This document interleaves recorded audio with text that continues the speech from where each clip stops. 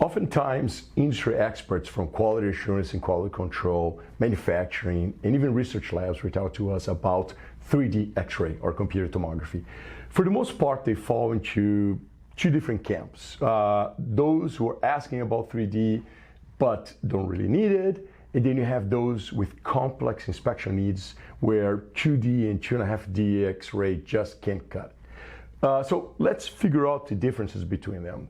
2D X-ray is the traditional two-dimensional X-ray. This is, that's what the Roentgen saw in 1895. This is what you're seeing at the doctor's office or the dentist, right? It's a flat image with overlapping structures.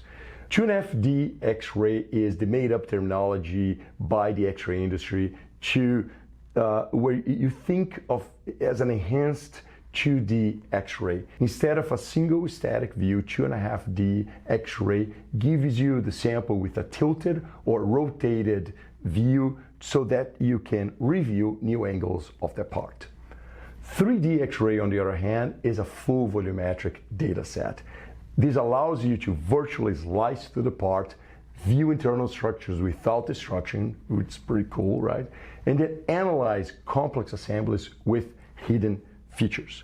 So when do you need 3D X-ray? When do you need computer tomography? Well, 3D becomes critical when the features of your sample are obscured by other objects, like overlapping solder joints or connectors or capacitors on top of solder joints that you need to inspect.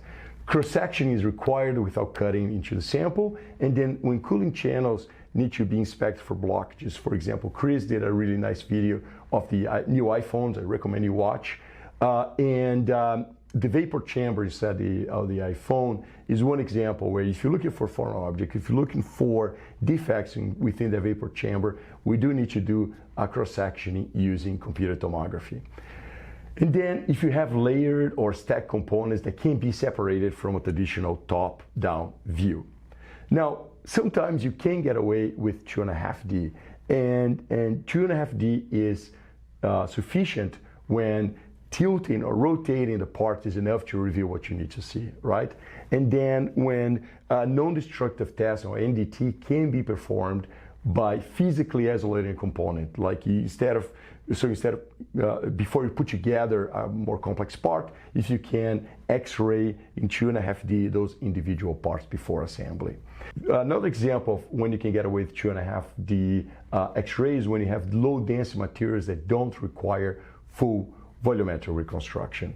So at the end of the day, the choice between 2D, 2.5D, and 3D comes down to the complexity of the problem you're trying to solve and the type of sample you have. In future videos, we will explore case studies for each example. So subscribe if you don't want to miss that. Thanks for watching.